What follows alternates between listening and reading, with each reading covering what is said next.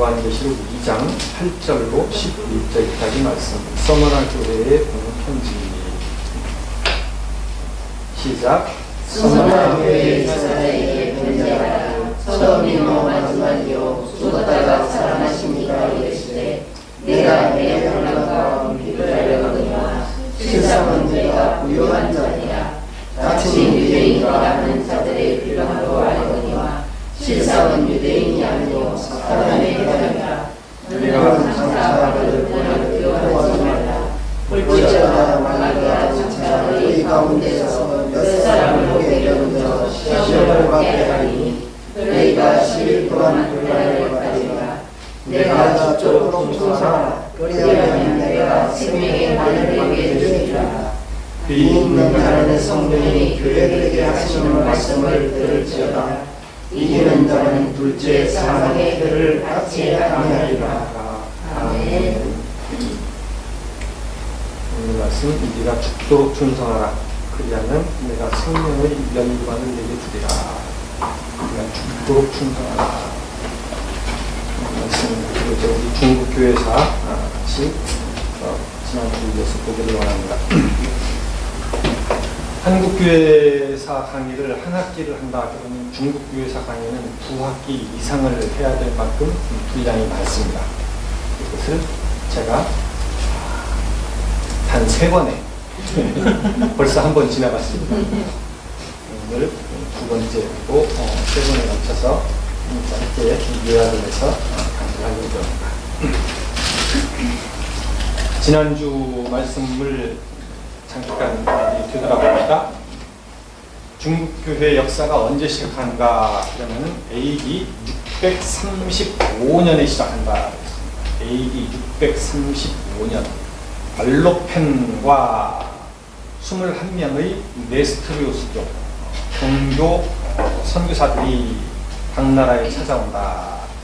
당태종 이세민을 직접 만나고 당태종 이세민의 지원하에 그들이 당나라에 온 지 3년 만에 대진사라 하는 교회당을 세우고 예수 메시아경이라고 하는 신약 성경 번역에 어느 정도 상당히 많은 부분을 번역을 한다 그랬어요. 그리고 나서 경교가 언제 사라지는가 하면 중국에 온 지 210년 만에 845년에 당나라 무종이라고 하는 황제의 외래 종교 금지령에 따라서 불교, 그다음에 경교, 이슬람교, 조로아스터교 등등이 핍박을 받는데 그 중에서 경교가 사라졌다. 그래서 사라진 이유를 보면은 경교가 교리에 있어서 심각하게 혼합적인 불교와 기독교를 혼합을 시킨 지현 만낙경 같은 가짜 견조, 가경이 만들어지고 또 이 대진 경교 유행 중국비라고 하는 그 비석에 나타나는 것과 같이 쌍용과 연꽃과 십자가의 문양이 다 혼합되어서 나타난다. 오늘 이제 경교 이후에 대해서 좀 봅시다. 경교 이후 845년에 경교가 거의 자취를 감춰서 사라진 다음에 그 다음에 이제 당나라는 사실 그리 멀지 않아서 당나라 자체가 멸망을 합니다. 당이 멸망을 하고 나서 어떤 일이 생긴가. 당이 멸망하고 나서 송나라가 들어서요. 그 자리에. 그런데 송나라가 들어섰는데 송나라 역사 가운데 종교에 대한 이야기가 하나도 없습니다. 놀랍죠. 이런 게 참 미스터리예요. 당나라 시대에 그 번성했던 경교, 곳곳에 교회당이 있었고, 목회자가 있었고, 신부들이 있었고, 그 수많은 경교가 싹 없어져 버리고 송나라 역사에 경교가 등장하지 않습니다. 참 놀라운 일이에요. 그러니까 이 기독교가 부패하고 타락하고 껍데기만 가지고 있는 기독교는 바람에 불어서 날아가는 겨와같이 날아가 버리고 남는 게 없더라. 오늘날 중국의 경교 신자가 한 명이라도 있는가? 한 명도 없어요. 세상에 놀랍죠. 교회가 없어져 버릴 수도 있는가? 예, 없어져 버릴 수 있습니다. 다른 사람들은 교회는 안 없어집니다. 천만의 말씀. 하나님께서 버리시면 교회 껍데기 신부가 수십만 필요 없어요. 황제가 지원을 해도 필요 없어요. 한 번에 없어져 버립니다. 그 다음에 이제 중국은 그러면 기독교 역사가 딱 단절되는가? 송나라가 멸망을 할 때 어떤 나라가 송나라를 완전히 멸망을 시킵니까? 북송은 금나라가 멸망을 시켜서 송나라의 수도가 개봉이라는 데서 저쪽 남쪽으로 더 이제 내려와서 남송이 세워지는데 남송을 누가 멸망시키는가 그러면 징기스칸의 후예들이 멸망을 시켜요. 원나라가 송나라를 딱 멸망을 시키는데 원나라라는 나라의 특징이 뭔가 그러면 당나라가 국제적인 대외 개방 정책을 쓰는 나라였고 중국 역사상 원나라가 또 하나 국제적으로 대외 개방 정책을 쓰는 나라입니다. 나머지 나라들은 굉장히 쇄국 정책을 썼어요. 쇄국이란 단어가 다 중국에서 나온 거 아닙니까? 원나라 때 이제 이 징기스칸의 후예들은 어떤 종교든지 다 종교의 자유를 두고 다 허락을 해줍니다. 징기스칸은 대제국을 이루고 나서 뭐라고 말하냐면 내가 원하는 제국은 내가 꿈꾸는 나라는 동쪽에서 서쪽까지 처녀가 황금 덩어리를 들고 지나가도 무사히 지나갈 수 있는 나라다. 그만큼 치안이 잘 지켜지고 그만큼 그 안에서 평화가 지켜지기를 징기스칸 자신은 원했죠. 그리고 원나라가 전성기를 이룰 때 역참제도라는 말 세계사책에서 들어봤죠? 서울역 할 때의 역이고 참이라는 말은 중국에서는 서울역이라고 하는 거 서울짠 이렇게 말합니다. 참자가 우두커니 설찬입니다. 서로 말을 갈아타면서 왕의 명령이 칸의 명령이 제국 끝까지 퍼져나갈 수 있도록 역참제를 다 만들어 놓고 그리고 수없이 많은 나라들에서 다시 원나라를 향해서 사람들이 모여들기 시작을 합니다. 그 중에서 이제 종교적인 부분을 보자면은 로마 천주교의 신자들이 오는데 로마 천주교와 로마 교황청과 원나라 황실과 서신 교환이 빈번했고 그리고 거기서 사람들을 보내고 그래서 사람들이 오고 가고 그런 과정에서 탄생한 책이 동방견문록입니다. 마르코 폴로의 동방견문록 1295년에 써졌는데 동양 문화를 서양에 소개시켜주는 것이죠. 아직도 풀리지 않는 내용들이 많이 있지만은 이런 거였구나. 그 동양에 가니까 그 사람들이 검은 돌에다가 불을 붙여. 이런 내용들을 검은 돌에다 불을 붙여 썼습니다. 석판이. 그 당시 서양에서 깜짝 놀랄 만한 내용들이 이제 동양의 문화를 서양에 많이 소개를 시켜주었죠. 동방견문록 이후로 더 동양에 대한 관심이 올라가다가 이제 그러면은 이 로마 교황청에서 온 이 캐톨릭의 일부와 그 다음에 원나라가 집권하고 나서 종교에 대해서 대외 개방 정책을 확 쓰니까 옛날 당나라 때 다 없어져 버린 줄로만 알았던 저쪽 변방으로 도망쳤던 경교도들과 이런 사람들이 일부는 옛날 당나라 시대의 경교도의 후예, 일부는 로마에서 온 캐톨릭 이 사람들이 뭉쳐가지고 이제 십자사 절사자가 불교 절단을 의미하는 것이 아니다 그랬어요. 종교 기관 건물 이름이 무슨 사예요. 대진사. 대진은 로마에서 왔다. 이 경교의 교회당 이름이 대진사였거든요. 중국 전체에 수많은 대진사들이 있었어요. 당나라 시대. 이제 원나라 시대는 십자사. 그러면 간판에 십자가 문양을 새겼다 이거죠. 십자사가 원나라 때 곳곳에 세워졌어요. 십자사의 터가 지금도 남아있고 십자사를 오가는 이제 교인들이 누군가 이걸 또 우리가 살펴봐야 돼요. 당나라 시대 때 대진사에 출입을 하는 이 교인들의 이 계급을 보면 어떤가? 황족과 귀족과 재상과 학자와 부자와 장군 그래서 전부 다 사회 고위층 인사들이었어요. 원나라 때 십자사가 세워졌어요. 십자사는 로만 캐톨릭 일부와 당나라 때 가면 경교의 일부가 뭉쳐서 이 사람들이 십자사를 세웠는데 십자사의 교인들이 어떤가? 우선 원나라라는 나라를 살펴보면 이 나라가 계급을 확실히 하는 나라였습니다. 민족 차별 정책을 써요. 제1계급은 몽골족입니다. 제2계급은 제2계급이 색목입니다. 색목이라는 말은 눈목자를 쓰니까 눈에 색깔이 들어있는 사람. 눈에 색깔이 들어있어요. 우리나라는 그런 사람 보기가 어렵지만 중국에 가면 심심찮게 볼 수 있습니다. 눈동자가 회색이다. 또는 눈동자가 파란색이다. 이런 사람도 있어요. 머리는 까만색인데 대충 곱슬곱슬곱슬머리고 콧날이 어떻게 해요? 서양 사람처럼 눈이 쏙 들어갔는데 눈에 색깔이 있어요. 회색이다. 어이구 회색 한국에서는 못 봐갖고 이 사람 봐라 이 양꼬치국 파는 사람이 눈이 회색이네. 눈이 파란색이다. 그래서 색목인이라고 부르는데 동양인종과 서양인종의 가운데 있는 중앙아시아에서 온 사람들, 이 사람들이 그 다음 계급입니다. 우리나라 고려 사람들도 그럭저럭 괜찮은 대접을 받았고 제일로 천시를 받았던 것이 중국의 한족입니다. 원나라 시대 특히 남방 한족들이 아주 천민취급을 받았죠. 그리고 그 얼마 안 되는 몽골족이 그 어마어마한 인류 역사상 대제국을 다 다스렸어요. 인구로 따지면 몽골족은 사실 얼마 되지 않습니다. 그리고 나서 이 십자사에 들어가는 사람들이 누군가? 몽골족, 생목입니다. 이 민족이라면 확실한 거예요. 제가 운남서 사역을 해봤는데 운남이라고 하는 데는 한국에 한 분단이 두세 개 한 것만큼 면접되면 그것을 중국에서 일개 현 이렇게 얘기하는데 현 안에 7개, 8개, 9개 민족이 막 서로 뭉쳐 있어요. 운남은 아주 복잡합니다.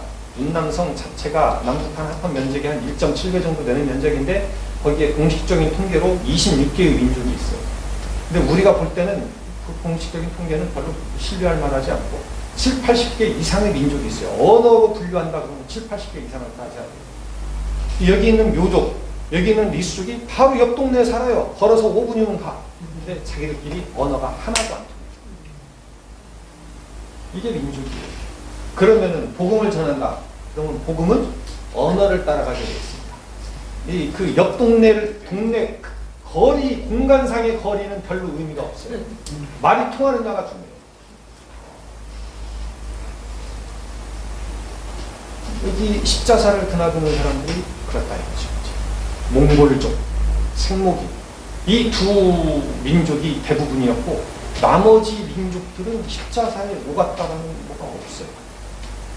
그리고 이 사람들은 원나라 시대에서 상류층입니다. 바로 이겁니다. 원나라 시대의 상류층이에요. 그러면은 어떤 현상이 나타나는가? 당나라 시대 때는 최상류층의 최고봉에 섰던 무중이 교회를 반대하니까 종교가 없어져 버렸죠. 이제 원나라 시대는 무슨 일이 터집니까? 원나라라는 나라 자체가 그렇게 역사가 길지 못해요. 오래 가지 못합니다. 불안하죠. 몽골족은 소수고 대제국은 어마어마합니다. 유럽까지 뻗어 있어요. 어마어마한 대제국이죠. 그리고 자기들 내부 안에서 반란 사건이 많아가지고 계속해서 내전이 끊이지 않다가 원나라가 결국은 멸망을 하는데 원나라의 멸망과 함께 십자사는 없어져 버린 겁니다. 우리 생각에 사회의 상류층들이 예수 믿고 사회 상류층들이 중심이 돼서 교회에 나오고 그러면은 뭐가 좀 잘 될 것 같아도 아니요, 안 그런 거예요. 굉장히 불안한 거예요. 그런 교회는. 그 사회가 뒤엎어지면은 사람 없어져 버려요. 원나라를 몰아낸 사람이 누군가, 몽골 군대를 몰아낸 사람이 주원장이라고 하는 명나라를 세운 명태족, 한족, 남방, 한족, 천민, 가난한, 배고픈 출신이에요. 이 사람이 이를 갈고 이제 이 몽골족들을 몰아낼 때 이 사람 눈에 비친 십자사라는 것은 볼 것도 없는 거죠. 당연히 다 없어져. 명나라가 딱 들어섭니다. 그래서 중국의 기독교 역사는 대단했던 종교가 당나라 시대에 있었고 200여 년 동안. 그 다음에 짧은 기간에 십자가가 잠깐 반짝했고 명나라에 들어오면서부터 드디어 이제 기독교가 이제 완전히 깜깜한, 송나라 때 깜깜했던 것만큼 명나라 때 깜깜해지다가 명나라 때 후에 점점 로만 캐톨릭에서 제수이트라고 하는 선교단체를 세워요. 제수이트, 예수회, 제수이트 선교단체를 로만 캐톨릭에서 세웁니다. 그 선교단체 출신들이 이제 동양으로 오는데 제가 4시간도 하거든요. 시간을 말씀을 해주시죠. 지금요? 네. 1시 1시 50분이니까 앞으로 한 30분 하면 되겠습니다. 네, 괜찮겠습니까? 네, 너무 느릴 것 같으면 예. 감사합니다.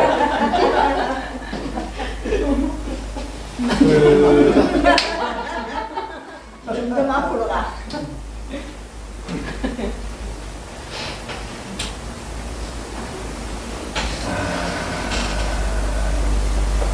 이제 중요한 말씀들 어디까지 이제 중국 교회사를 지금 짧은 시간 안에 지금 어디 얼마까지를 할지 이제 잠깐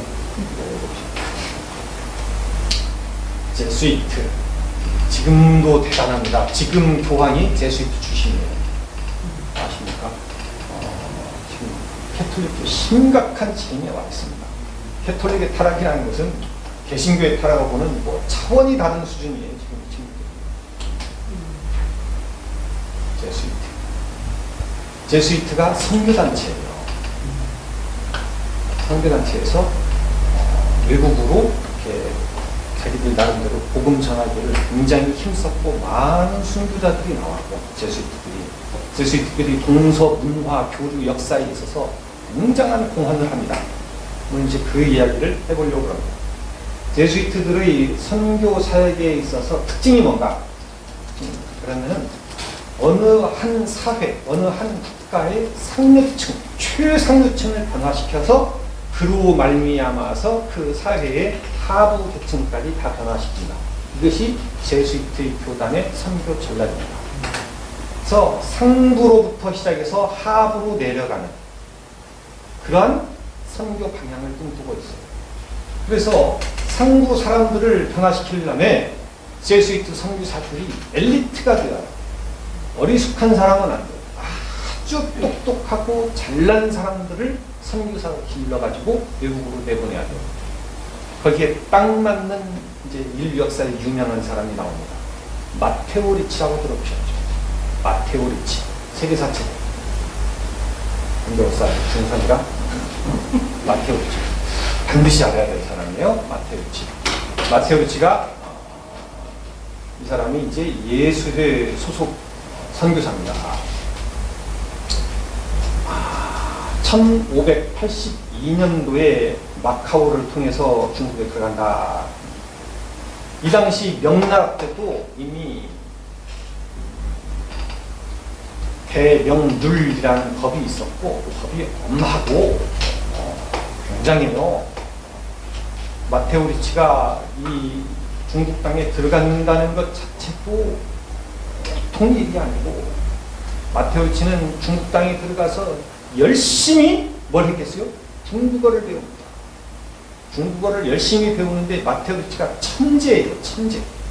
중국의 유식한 사람과 만나서 중국어로 토론을 벌일 수 있을 만큼 대단한 수준이에요. 이 사람이 중국어가 대단한 중국어예요.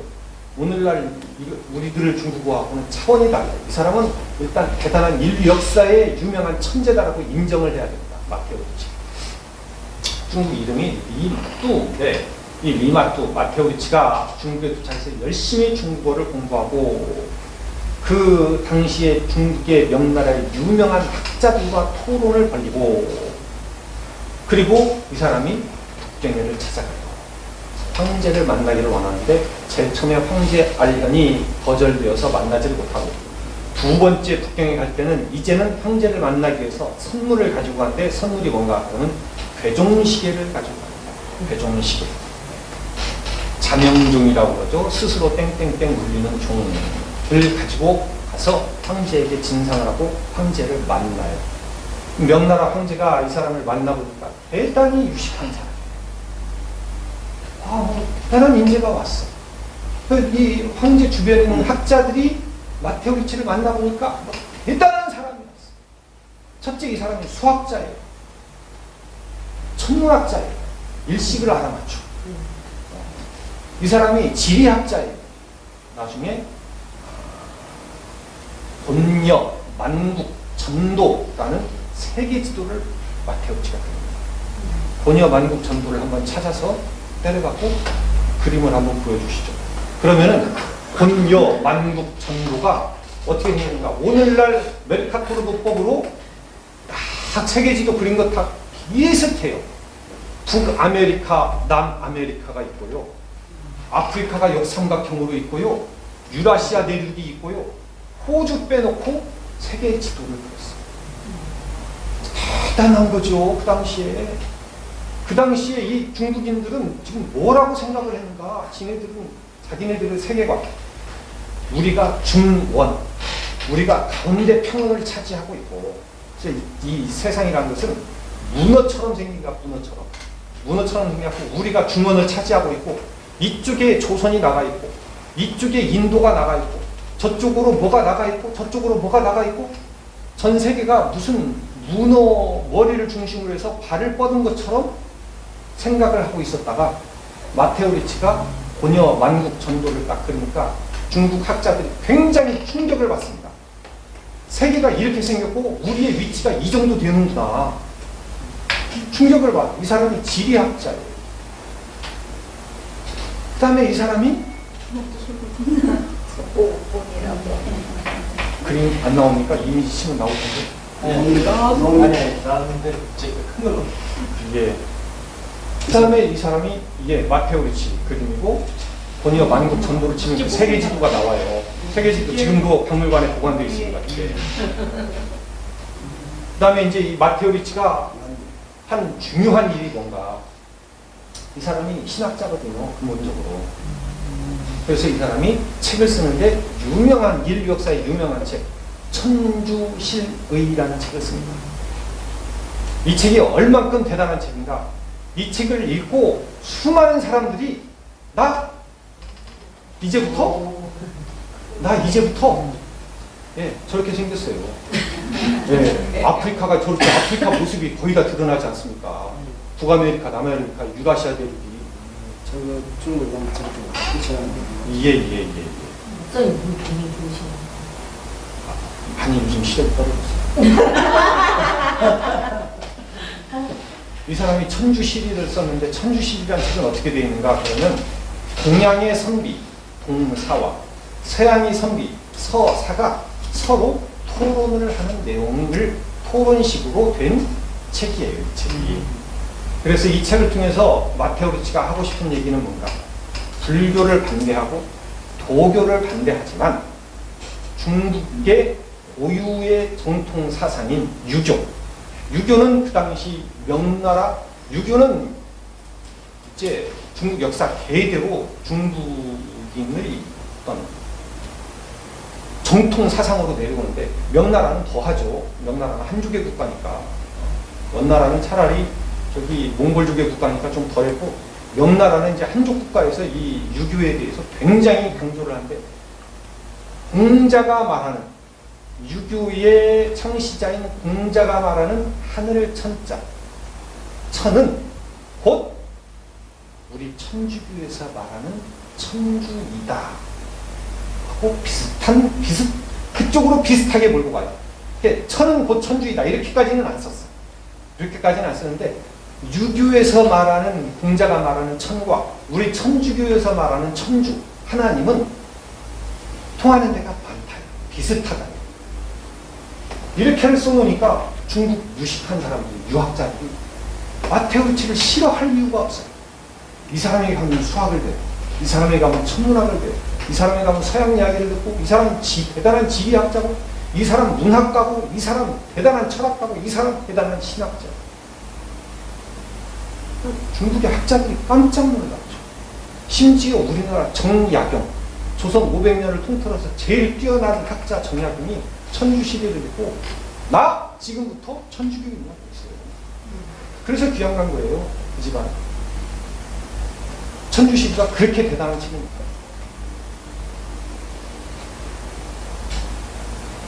자, 먼저 우리 한번 생각을 해봅시다.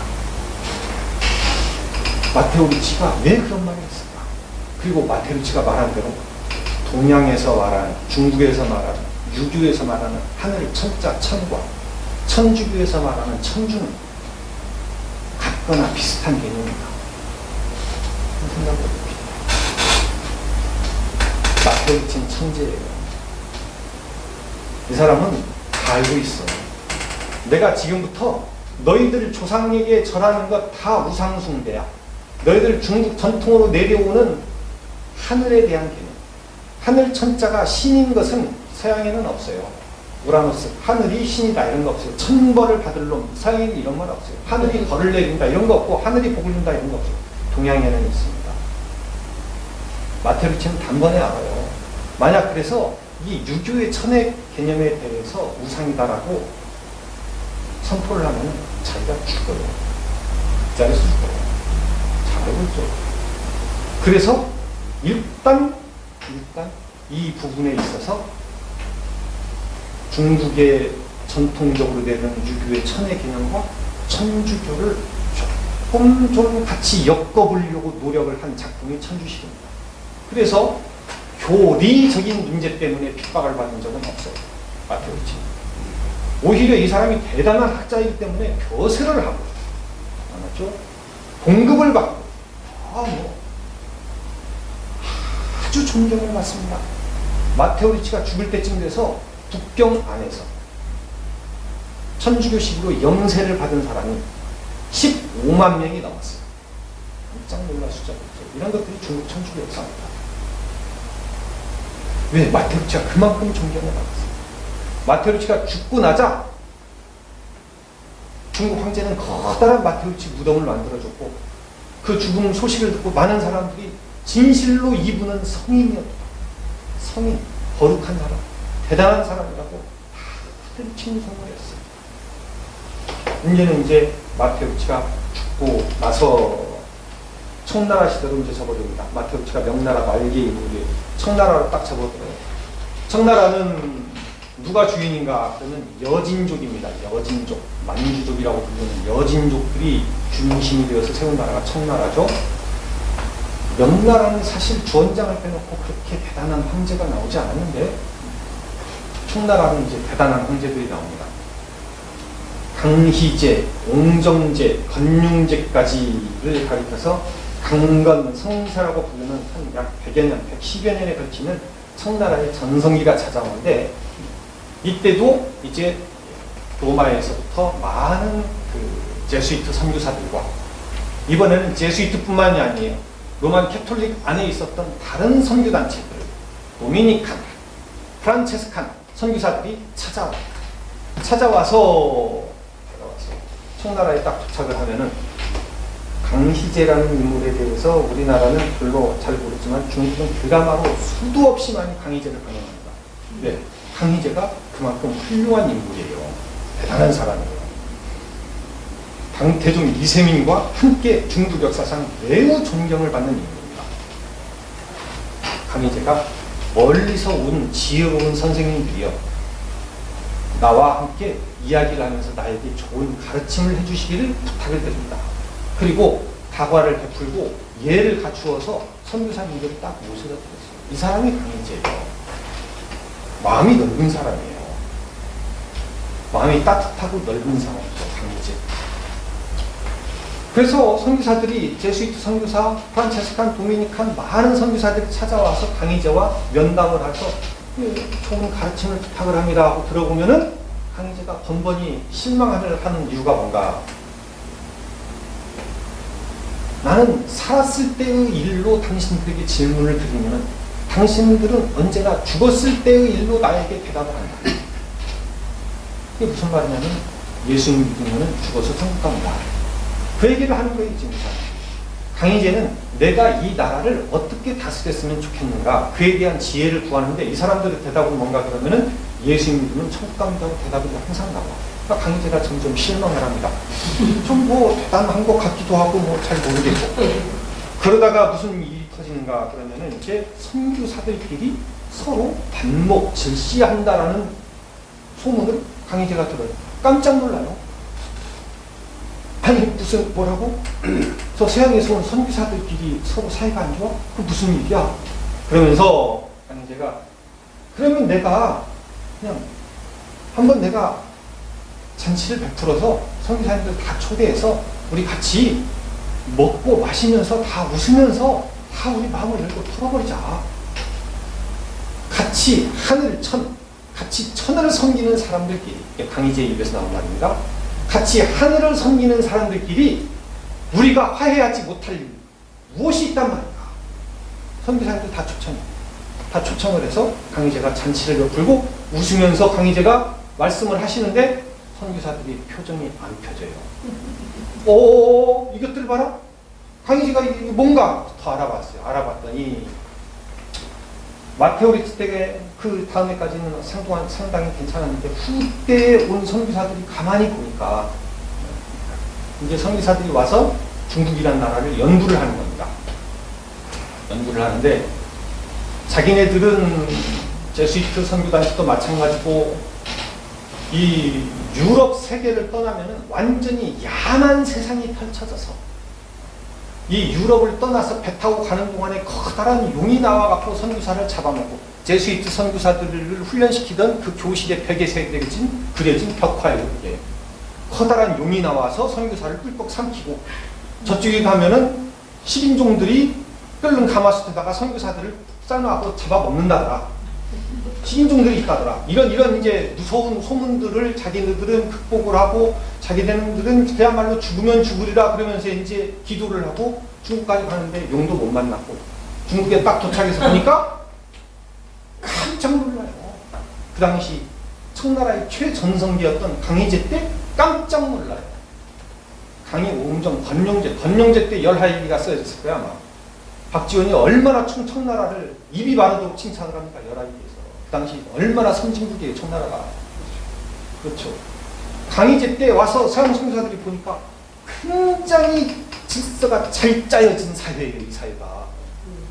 야만 사회가 아니라 굉장한 문명 수준을 가졌어요.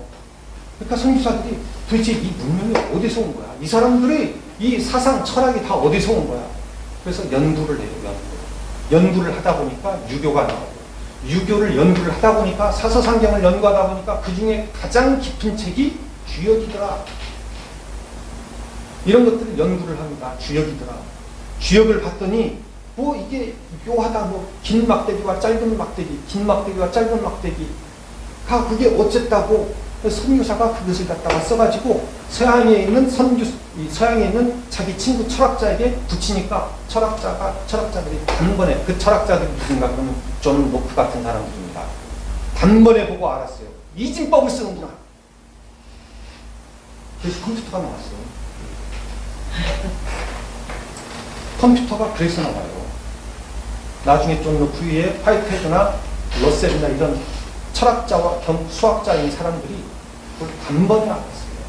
아, 그렇구나. 거기서 이진법을 쓰는구나. 주역이 이진법을 써요. 긴 막대기와 짧은 막대기. 그것밖에 없어요. 그것을 통해서 앞날을, 이진법 계산으로 앞날을, 인간의 앞날을 계산을 해보려고. 자, 이제 그러면서 유교를 천천히 이 사람들이 연구를 하다 보니까 유교에 나타난 하늘천과 천주교에서 말하는 천주가 결코 일치될 수 없다라는 것을 이 사람들이 발견합니다. 그래서 이제 이 사람들이 마테오 리치를 비판하죠. 후대 온 사람들. 일부는 마테오 리치를 계속 추종하고 일부는 마테오 리치를 비판합니다. 비판하고 안 돼. 우리 천주, 우리 여호와 하나님을 동양에 천자를 쓸 수 없어. 천신으로 번역을 할 수 없어. 이러면서 이제 이들 사이에 문제가 신론에 있어서, 신관에 있어서 문제가 생겼기 때문에 화해가 안 되는 겁니다. 황제 앞에서. 강희제가 나중에 이 모든 내역을 다 알게 돼요. 이 모든 내용을 다 알게 되고 굉장히 화를 냅니다. 그래, 너희들이 섬기는 천주는 창조주 하나님이고 진짜 신이고, 그래 우리 중국 사람들이 말하는 하늘 천은 우리는 우상이고 우리는 다 가짜네? 그러면서 강희제가 이제 화를 내.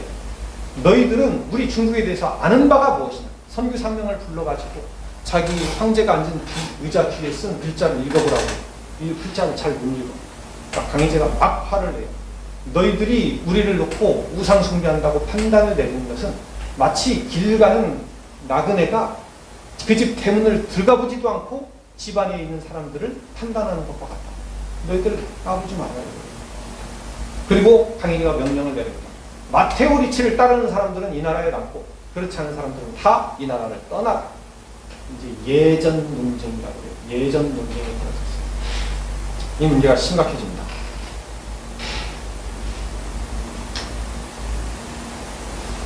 중국 예의 지쟁, 예전 논쟁이 벌어져서 천주와 샹띠, 중국에서 말하는 상제 또는 천제의 용어의 혼용을 일부는 금한다.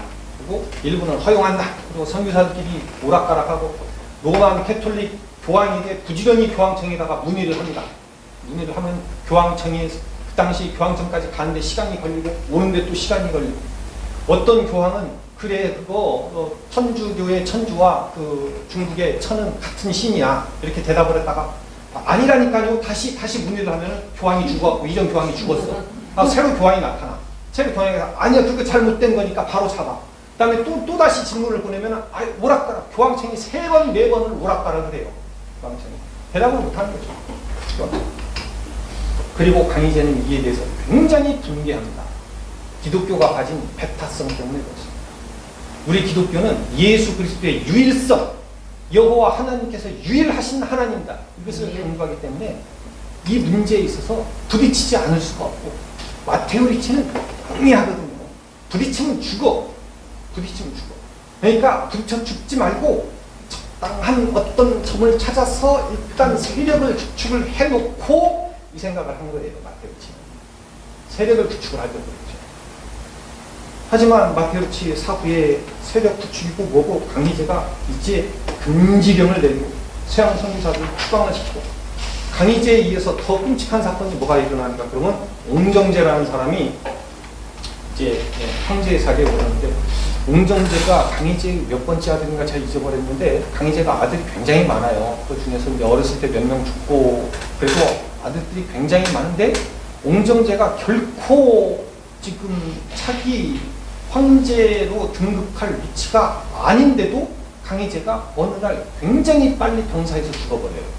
그 과정이 전부 다 지금도 역사의 미스테리고 뭔가 좀 미심쩍은데, 강희제가 죽자마자 옹정제와 옹정제를 추대하는 세력들이 이 자금성을 딱 움켜쥐고서 옹정제를 딱 추대합니다. 이로 인해서 계속해서 일부의 수근수근거림이 있었는데, 그 당시 제수이트들은 항상 뭐라고요? 선교를 상부를 변화시켜서 하부까지 이르게 한다. 그래서 제수이트 선교사들 중에 일부가 다른 왕자를 옹립해가지고 반란을 일으켜서 옹정제를 몰아내는, 이 왕자는 제수이트들이 세운 사람이고 이 사람은 캐톨릭 사람이죠. 네. 웨지아들이. 예. 그래가지고 옹정제를 폐위시키고 다른 왕자를 앉히려고 노력을 하다가 발각됐어. 그 다음에 이제 옹정제의 옹정제가 한 10년이 있었나 11년 있었나, 옹정제는 계속해서 나머지 형제들 갖다가 다 죽이고 제수이트들 다 죽이고, 그래서 옹정제 때 대핍박이 일어납니다. 선교사들을 여럿을 죽여버려요. 옹정제 별로 한 일이 없습니다. 옹정제가 주로 한 일이 자기 황제권 강화에 힘쓰다가 옹정제가 죽고 나서 건룡제가 딱 들어섰는데, 건룡제도 역시 마찬가지입니다. 강희, 옹정, 건룡 이 3대가 청나라 역사상 최전성기인데, 건룡제도 더 한층 강화시켜서 마테오 리치의 사상을 따르는 사람들은 남고 나머지는 다 떠나라. 안 떠나면 목을 벤다 해서 많이들 죽여버려요. 이제 로만 캐톨릭은 어떻게 할 바를 모르고 있습니다. 어떻게 할 바를 모르고 있습니다. 그러다가 이제 건룡제도 죽고 후에 1840년에 아편전쟁이 터지죠. 청나라 아편전쟁. 자,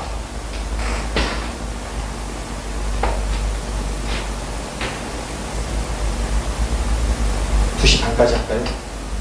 네. 예, 2시 반까지. 자, 그러면 이제 잘 이해했다. 다음 주. 예? 잘 이해했다. 다음 주 또. 뭐 그냥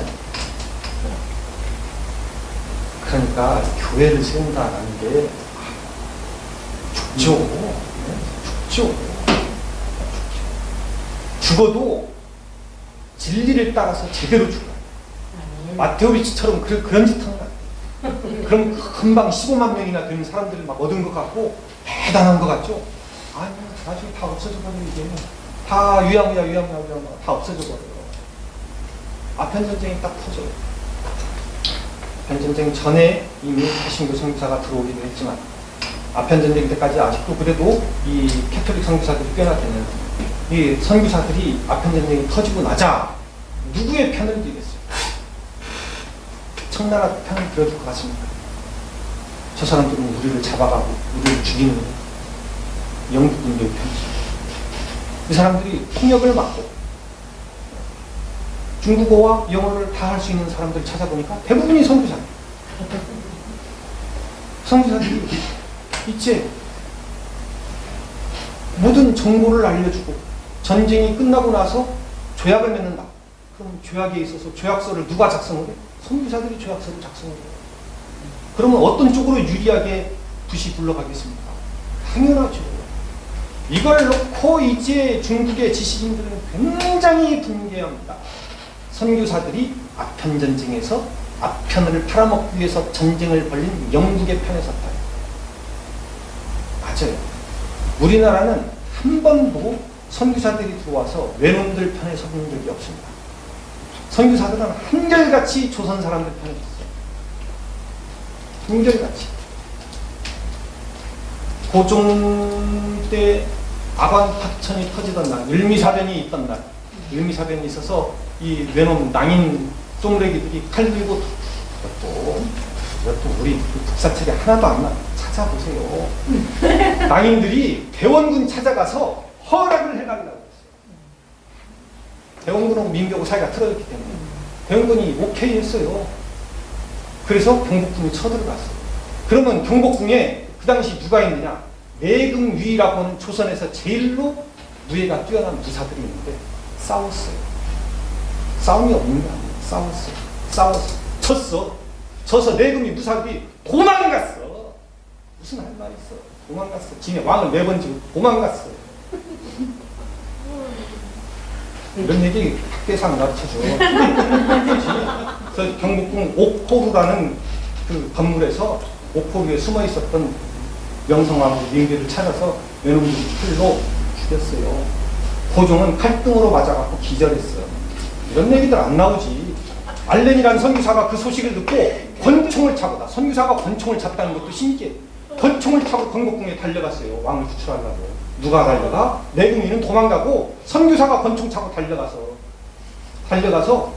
온갖 쇼를 벌려갖고 왕을 끄집어내서 러시아 공사관, 정동에는 러시아 공사관으로 옮겼어요. 덕수궁 바로 옆에 있는 러시아 공사관. 그러니까 러시아 공사가 있었거든요. 공사관은 아관 파천이야.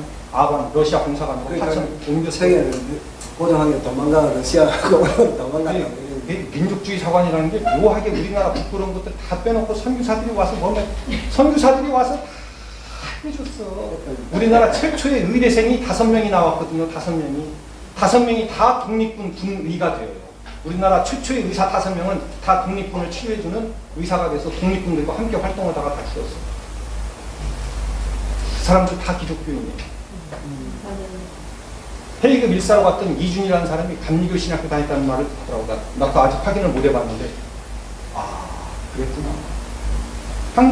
한국은 기독교가 이렇게 와요. 중국은 달라. 선교사들이 영국 편에 서고 있어요. 비극이죠, 이제. 이것이 그 예전 논쟁에 이어서 따라온 박해에 대한 반발이에요. 너희들이 우리를 죽였잖아. 우리들은 영국 편에서. 아편전쟁, 1차 전쟁, 2차 전쟁, 영국이 다 이기죠. 게임도 안 되게 이기죠. 이기고 나서 5개 항구를 개방한다. 항구를 개방하고 나서는 아편이 공식적으로 수입이 되고 선교사들이 공식적으로 들어와요. 그러니까 중국 지식인들 지금 눈으로 바라보면은 선교사와 아편이 항구를 통해서 같이 들어왔어요. 그래서 선교사를 가리켜서 너희들은 아편의 앞잡이들이야. 맞는 말이에요. 중국인들 입장에서는. 비극이죠. 이게 중국교회 사회예요. 그로 인해서 이제 중국교회는 얼마나 더 험한 길을 가냐. 얼마나. 수도 없이 폭동이 일어나서 선교사들이 막 흔히들 맞아 죽는 이제 의화단의 당 이제 겪게 돼 있어요. 겪어야 돼. 많이 죽어야 돼. 많이 억울하게 많이 죽어야 돼.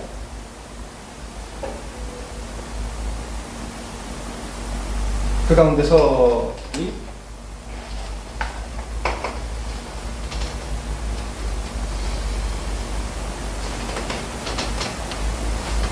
당시 선교사들도 되게 가난했어요. 그래서 동인도 회사에 취직을 해야 돼. 동인도 회사에 통역관으로 취직을 해. 동인도 회사가 뭡니까? 식민지 지배하는 게 아니에요. 왜 그랬는가? 먹고 살기가 깜깜해서 그랬어요. 선교사들이 예나 지금이나 다양하죠.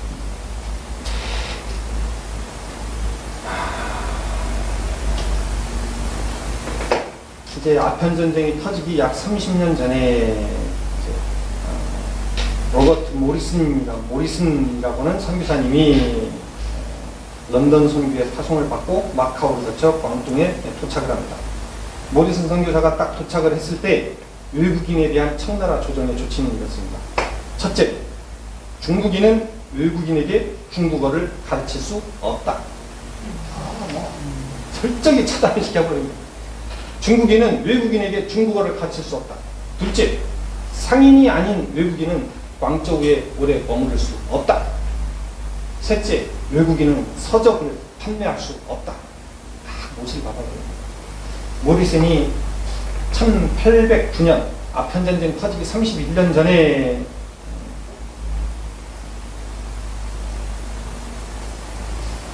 그렇죠? 1807년을 도착했구나. 1807년 마카오를 통해서 광동에 도착했어요. 그러니까는 꽤나 33년 전에 도착했죠. 아편전쟁 33년 전에. 도착해서 보니까 뭐 발 디딜 틈이 없는 거예요. 발 디딜 틈이 없어. 그래서 모리슨이 어떻게 했는가? 지금도 이제 그 방이 남아있다고 지금 선배 선교사님 얘기하는 제가 그 방까지 못 가봤어요. 제가 운남을 거의 못 벗어났거든요. 그래서 가난해서. 모리슨이 지하방을 하나를 구합니다. 조그마한 지하방. 지하방에서 이 사람이 중국인 한 명을 붙잡고 중국어를 배워요. 밖으로 나가면 바로 그냥 얼굴이 딱 드러나잖아요. 백인 얼굴이. 노란 머리에 백인 얼굴이 딱 드러나잖아요. 그러니까 낮에는 계속 지하실에서 있다가 밤에만 잠깐 바람 쐬러 밤에 깜깜할 때 나와서 바람 쐬고 다시 또 들어가서 몇 년을 그렇게 거기서 중국어로 공부를 하고 밖에 나가서 전도하면 안 되니까 뭐 해야 되겠어요? 성경을 번역합니다. 그래서 오늘날 중국교회에서 쓰는 그 성경이 모리슨 성경입니다. 백수십 년 전에 모리슨이 번역해놨던 성경을 오늘날까지 그대로 씁니다. 대단하죠. 모리슨이 그 지하방에서 얼마나 깜깜한 데서 빈대 벼룩 물려가면서 울고 기도했겠어요. 얼마나 외로웠겠어요. 얼마나 무서웠겠어요. 그리고 이 사람이 자기를 도와준 중국인 차이까오라는 사람에게 1814년 처음으로 세례를 받들어서 차이까오가 중국의 개신교 교인 1호가 됩니다. 그 이전에는요. 종교 없어졌다니까요. 십자사 없어졌다니까요. 로만 캐톨릭 교리를 얼랑뚱땅 섞으려고 하다가 나중에 예전동쟁 벌어지고 박해 일어나니까 흐지부지 됐다니까요. 이제 본격적으로 개신교 선교가 일어난 거예요. 모리슨 때부터. 제1호로 차이까오가 세례를 받고 이 사람이 성경을 번역을 해서 신천성사라 이름을 지었습니다.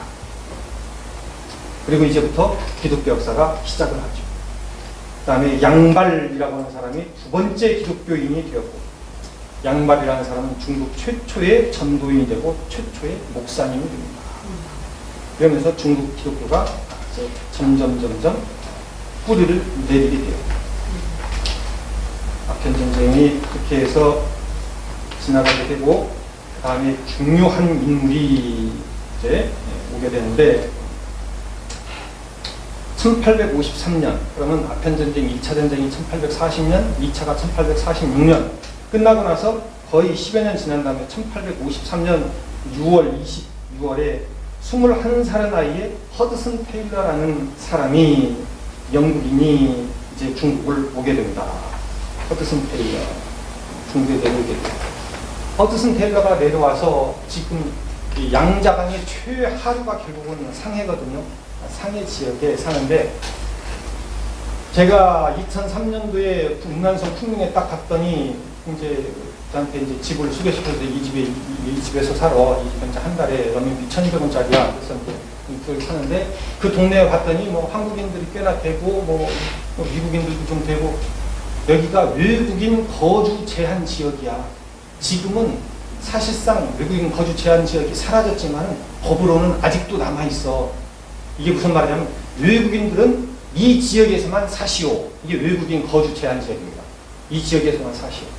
청나라 때, 이 청나라 말기에 허드슨 테일러가 상해에 딱 도착을 했더니 외국인 거주 제한 지역에 자기를 살아라는 거예요.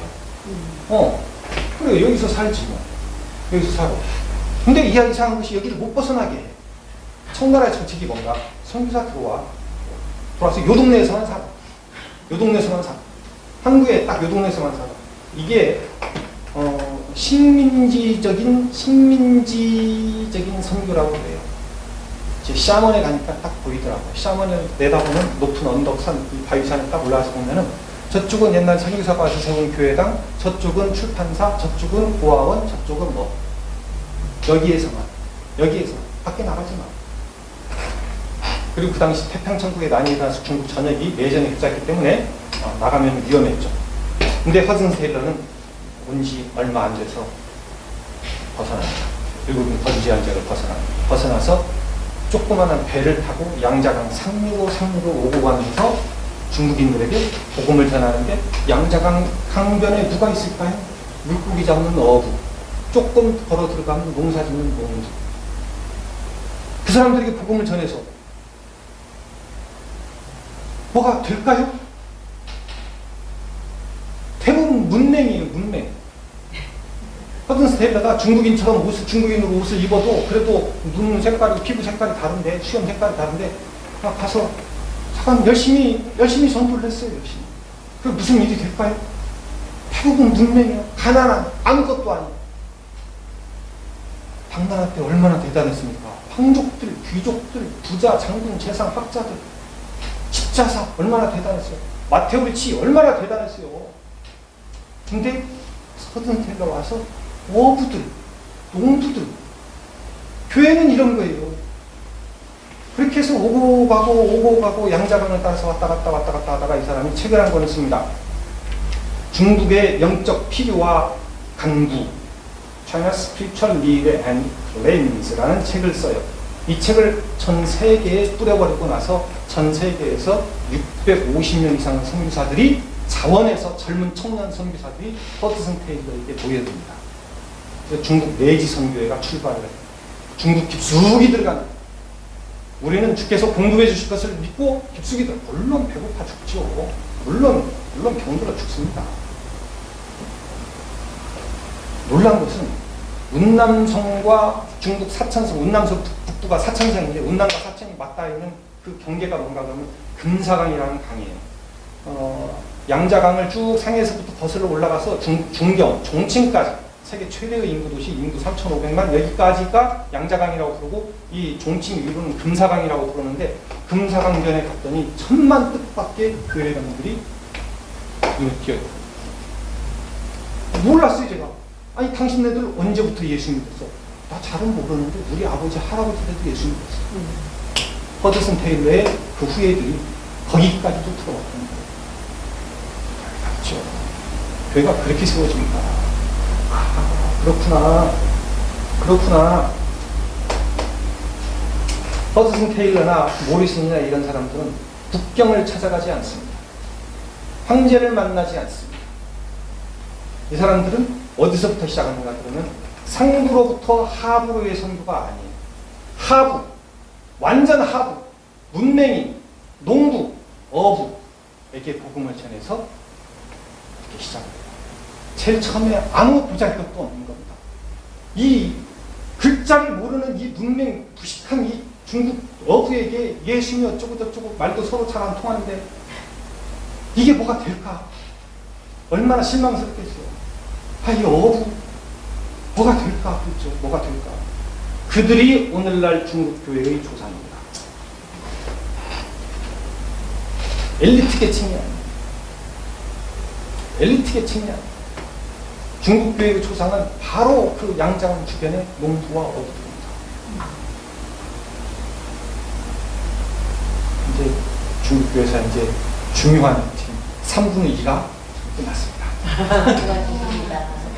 기도합시다.